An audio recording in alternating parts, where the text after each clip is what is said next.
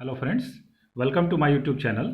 तो देखिए, काफ़ी दिनों से मुझे ये बहुत डिमांड आ रही थी कि टीजीटी पीजीटी एंट्रेंस की तैयारी जो हम कौन सी किताबों से किया जाए कि जिससे जो है हमारी तैयारी बहुत मजबूत हो और हम एग्ज़ाम को एक बार में निकाल पाएँ।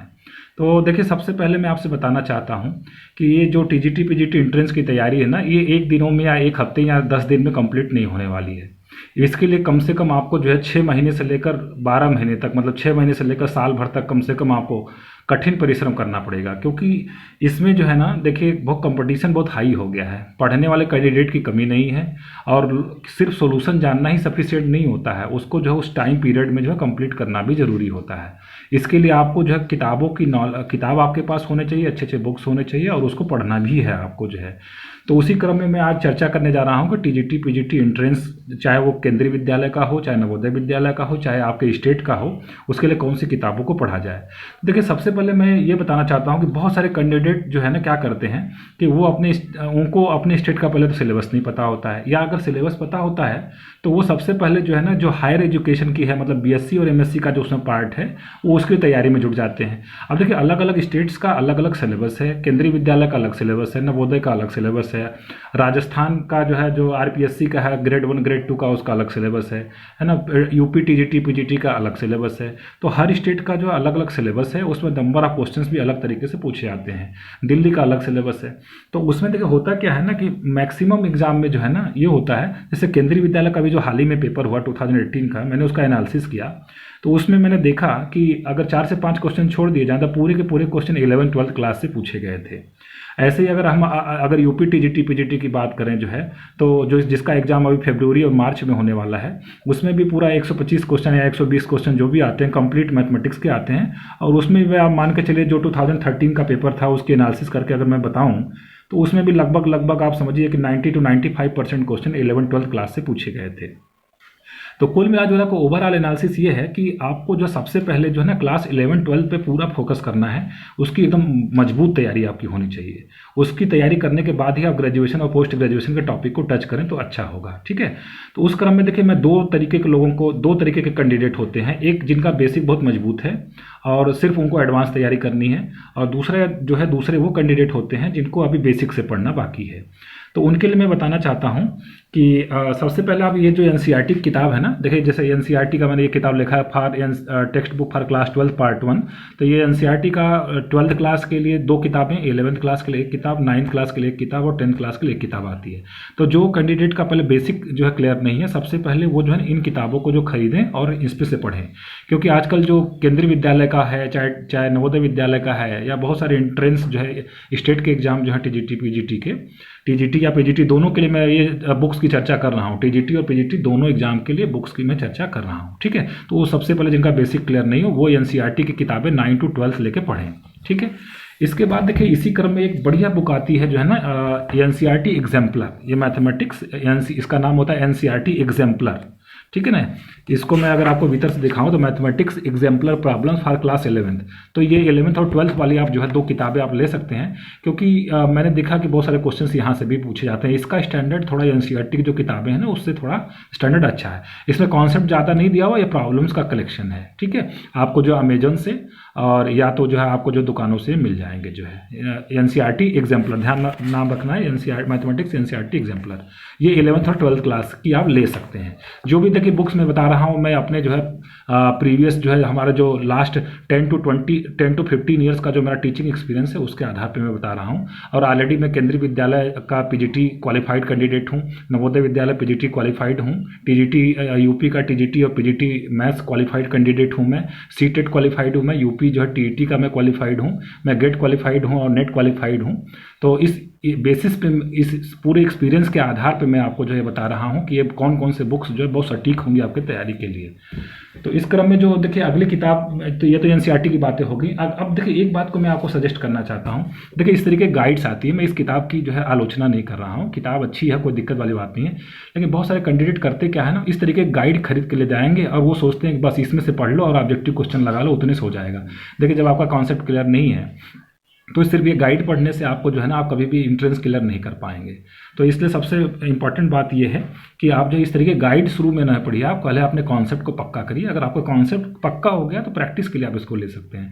अदरवाइज खाली इसी के सहारे आप तैयारी करिए। इस तरीके के जो भी डिफरेंट पब्लिकेशंस की किताबें आती हैं, सिर्फ उसका अगर आप अध्ययन करते हैं तो उससे एंट्रेंस क्वालिफाई नहीं होने वाला है। ठीक है, आगे मैं आपसे एक चीज़ और कहना चाहता हूं कि सबसे पहले जो भी आपका स्टेट का एग्ज़ाम है, जैसे मेरे पास एक सैंपल के लिए मैंने ये यूपी का जो है टीजीटी का जो है लिया है, तो जो भी आपका स्टेट का एग्ज़ाम हो, सबसे पहले उसके प्रीवियस ईयर्स के पेपर्स को आप कलेक्ट करिए, क्योंकि वो बड़े इंपॉर्टेंट होते हैं। वो आपको पैटर्न बताते हैं कि किस तरीके से हम जो है कौन से पैटर्न में हम तैयारी करें, कौन से सब्जेक्ट को ज़्यादा पढ़ें, कौन से टॉपिक्स को ज़्यादा पढ़ें। तो वो और लेकिन एक चीज़ का ध्यान रखिएगा, इसमें सोल्यूशन ज़्यादातर बहुत रॉन्ग मिलते हैं, काफ़ी सोल्यूशन गलत मिलते हैं। सोल्यूशन आप अपने आधार पर से करिए, और अब तो मैं भी आपको मैक्सिमम सोल्यूशन मैं आपको यहाँ करवाऊंगा अपने चैनल पे जो है। तो आप मेरे चैनल को भी देखते रहिए। अगर आपने मेरे चैनल को सब्सक्राइब अभी तक नहीं किया है तो सब्सक्राइब भी कर लें। ठीक है, तो प्रीवियस ईयर्स के पेपर भी आपको रखना जो बहुत ज़रूरी है। आप अपने स्टेट का जो है प्रीवियस ईयर्स के जो भी पेपर अगर मार्केट में अवेलेबल है तो उसको ले सकते हैं। ठीक है, आगे मैं आप देखिए बात करता हूँ अपने मुख्य जो इसकी एनसीईआरटी पढ़ने के बाद उसके बाद की बातें मैं कर रहा हूँ।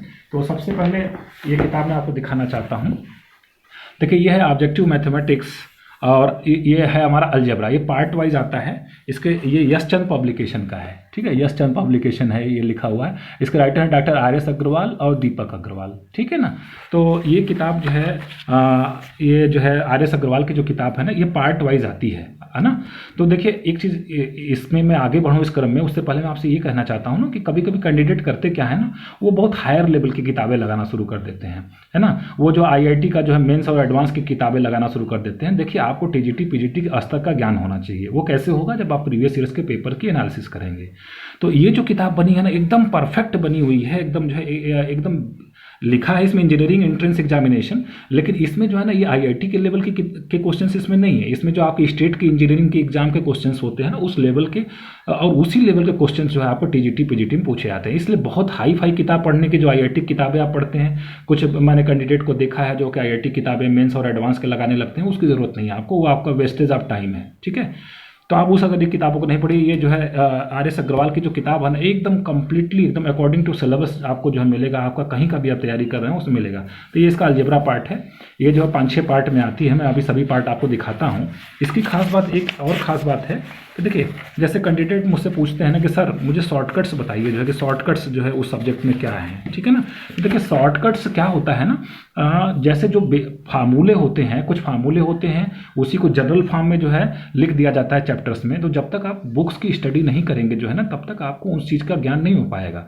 ऐसा कोई नहीं कि एक शॉर्टकट, कोई शॉर्टकट की बुक है, ये बुक है। देखिए, शॉर्टकट मतलब जो बुक भी आती है मार्केट में, फार्मूले की बुक रहती है। वो फार्मूले में कुछ तो स्टैंडर्ड फार्मूले होते हैं, कुछ रिजल्ट को डायरेक्ट लिख देते हैं। तो इस किताब में आपको जो है ना हर चैप्टर में उस तरीके के शॉर्टकट्स रिजल्ट आपको मिलेंगे। और ऑब्जेक्टिव क्वेश्चंस में देखिए इसको पढ़े कैसे, आपको ये भी दुविधा हो सकती है कि सर इतनी किताबें हम कैसे पढ़ेंगे, इतनी मोटी मोटी किताबें हैं, हम कैसे पढ़ेंगे इसको जो है। तो उसका भी तरीका मैं बताता हूँ। देखिए, इसमें जो है एक चैप्टर में एक एक्सरसाइज में मान लीजिए 200-300 क्वेश्चन हैं। तो आपको जो है ना वैरायटी वाइज क्वेश्चन लगाने हैं। जैसे मैं जो है अगर मान लीजिए बाइनॉमियल थ्योरम की बात कर लूँ, तो नंबर ऑफ टर्म्स कितने हैं, है ना, मिडिल टर्म निकालने का, ग्रेटेस्ट टर्म निकालने का, और कोफिशिएंट्स का सम जो है कि सीरीज बनाने का। तो डिफरेंट वैरायटी के आप 10-10, 15-15, 20-20 क्वेश्चन आप करिए, तो उससे आपको जो कॉन्सेप्ट का अच्छा नॉलेज हो जाएगा। और इसमें क्वेश्चन को बड़े शॉर्ट तरीके से सॉल्व किया गया है, जिससे आपको टाइम की सेविंग भी होगी। तो ये इसका अलजेब्रा का पार्ट है। और भी पार्ट मैं आपको दिखाता हूँ। ये देखिए, इनका आता है, इन्हीं राइटर का है, डॉक्टर RS अग्रवाल की यशचंद पब्लिकेशन की है। यह है objective mathematics vector and 3D। इसमें वेक्टर है, 3D है और स्टैटिक्स है और डायनामिक्स है, जो कि यूपी के जैसे TGT PGT में स्टैटिक्स डायनामिक्स, और RPSC का जो राजस्थान के सिलेबस में भी स्टैटिक्स और डायनामिक्स है, या और भी बहुत सारे स्टेट के सिलेबस में स्टैटिक्स डायनामिक्स। वेक्टर 3D तो सभी में ही आता है, कॉमन चीज़ है।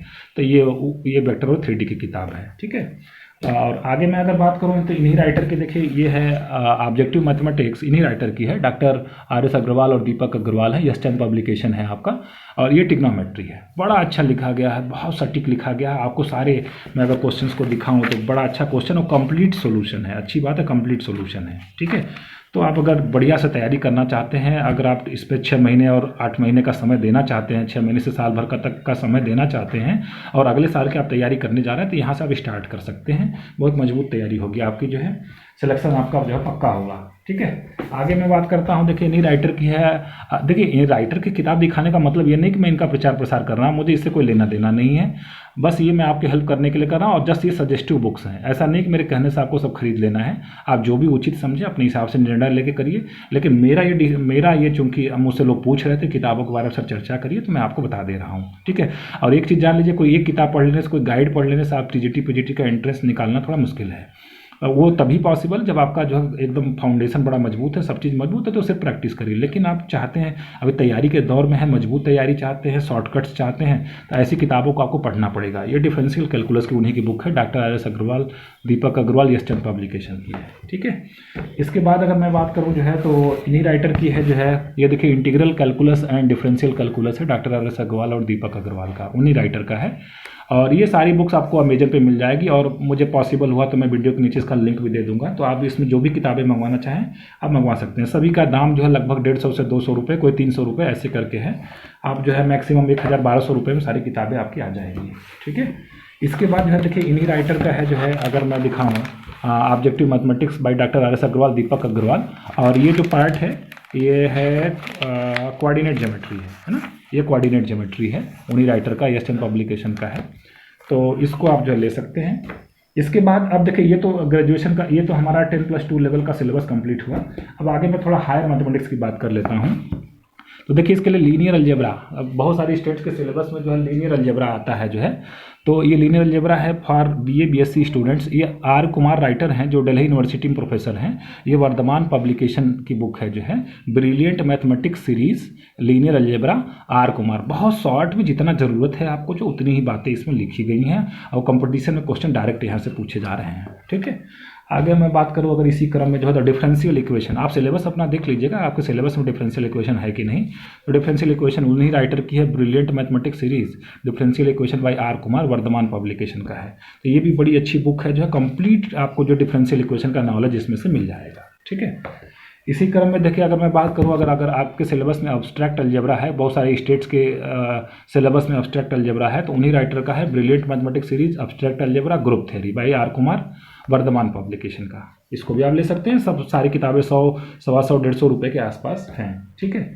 अब देखिए, अगर आपको जो है, अगर मैं बात करूँ रियल एनालिसिस की, मैं अगर बात करूँ रियल एनालिसिस, तो रियल एनालिसिस की बड़ी अच्छी बुक आती है, रियल एनालिसिस बाय एस के मापा, ठीक है ना।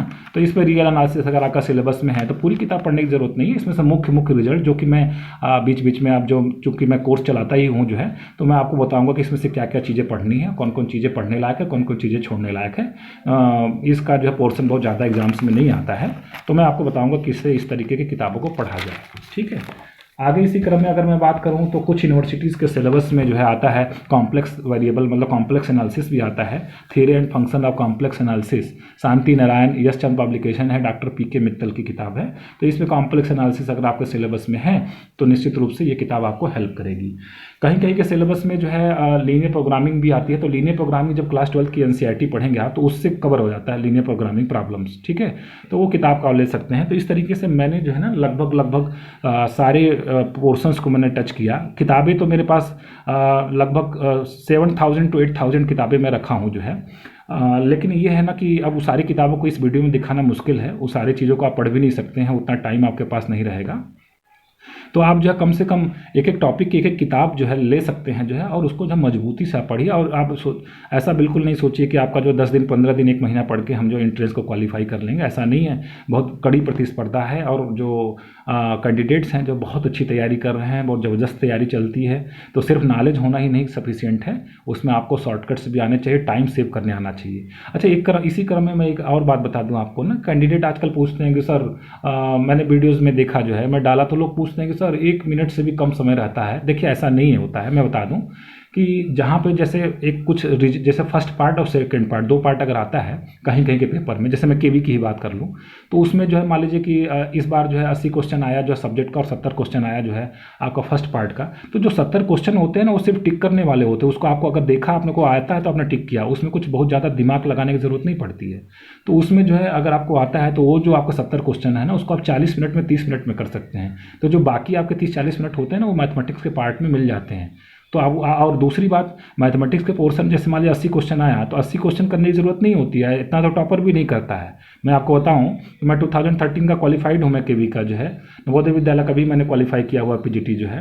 तो इतना क्वेश्चन करने की ज़रूरत नहीं होती है, उसका भी एक लिमिटेशन है। उसमें जो टॉपर स्टूडेंट होता है ना, अब मान के चले 70 to 80% के आसपास, उससे ज़्यादा लोग नहीं कर पाते हैं उसमें क्वेश्चन को।